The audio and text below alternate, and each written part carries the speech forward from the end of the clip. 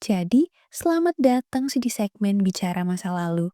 Kita bakal ngomongin sejarah dan tokoh hebat dari masa lalu.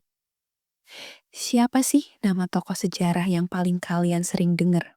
Napoleon, Genghis Khan, Cleopatra.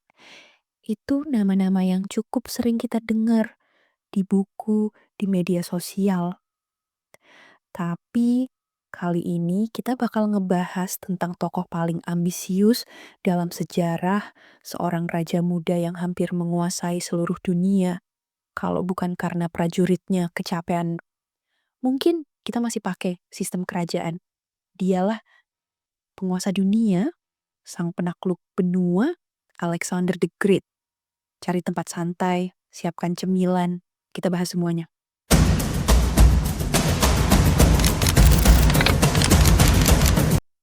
Alexander lahir di Makedonia sekitar tahun 356 sebelum Masehi.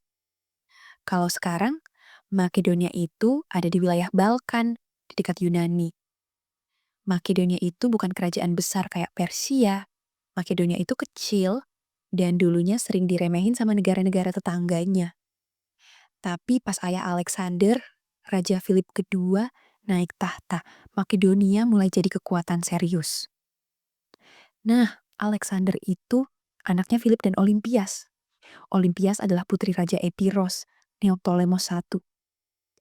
Olympias ini percaya banget kalau Alexander bukan anak sembarangan, bahkan katanya dia keturunan dewa, bro. Dari kecil, Alexander udah dibentuk jadi calon pemimpin. Dan ini nggak cuma soal perang doang loh. Dia juga diajarin filsafat, politik, bahkan sains. Selain dari kemampuan Alexander yang luar biasa hebat dalam belajar, itu semua bisa terjadi karena Alexander diajari Aristoteles, filsuf legendaris, yang sangat terkenal karena kajiannya tentang alam, manusia, dan isu-isu sosial politik. Ia mencoba mengembangkan teori-teori rasional tentang perilaku pengetahuan dan masyarakat. Tapi, jenius doang nggak cukup. Dari kecil, Alexander udah diajarin buat berani ambil risiko. Ada satu cerita yang terkenal banget. Waktu masih remaja, dia berhasil ngejinakin seekor kuda liar yang namanya Bucephalus. Kuda ini jadi simbol keberaniannya Alexander, bahkan nemenin dia sampai perang terakhirnya. Kalau dari kecil aja udah kayak gitu, nggak heran sih pas gede dia jadi legenda. Tapi hidup Alexander itu nggak mulus-mulus banget. Pasti dia umur 20 tahun, ayahnya dibunuh. Kejadian ini bikin dia langsung naik tahta.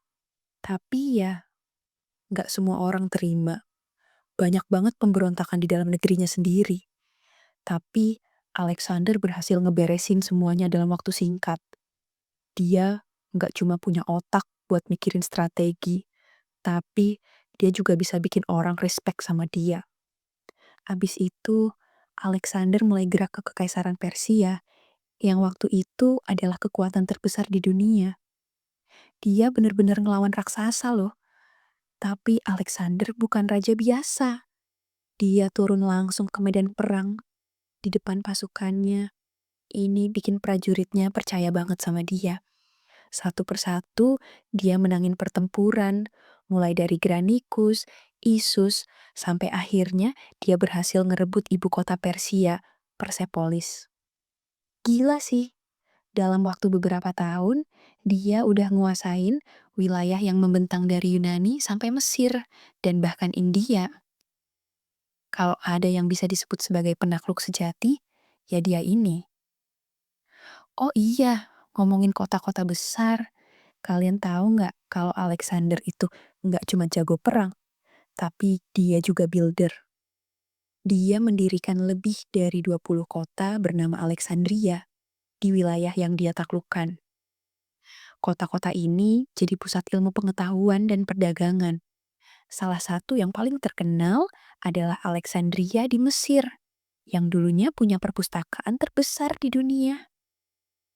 Tapi ya, ada harga yang harus dibayar. Pasukannya mulai lelah, dan mereka nggak setuju sama ambisi Alexander yang pengen terus menaklukkan dunia. Di India, Pasukannya bilang cukup, dan mereka akhirnya pulang. Ini titik di mana kita bisa lihat Alexander itu sebenarnya manusia biasa juga. Dia punya ambisi besar, tapi ambisi itu nggak selalu cocok sama apa yang diinginkan orang-orang di sekitarnya. Tragisnya, Alexander nggak pernah ngelihat impiannya terwujud sepenuhnya. Dia meninggal di Babilonia pas umur 32 tahun. Ya, 32 tahun aja. Penyebab kematiannya masih jadi misteri sampai sekarang. Ada yang bilang dia sakit, ada yang bilang dia diracun, atau mungkin dia terlalu stres sama tekanannya sendiri. Tapi, yang bikin Alexander spesial adalah warisannya. Walaupun kerajaannya akhirnya terpecah-pecah setelah dia meninggal, budaya Yunani yang dia bawa menyebar ke seluruh dunia. Itu yang bikin dia diingat sebagai salah satu tokoh paling penting dalam sejarah. Jadi, gimana? Keren banget kan kisah Alexander Agung?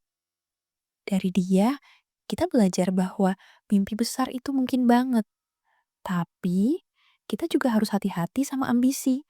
Karena terlalu ambisius juga bisa bikin kita kehilangan banyak hal. Kalau kalian suka video kayak gini, jangan lupa buat like, subscribe, dan komen di bawah. Gua pengen denger, menurut kalian, apa sih pelajaran terbesar dari cerita Alexander ini? Sampai ketemu di video selanjutnya.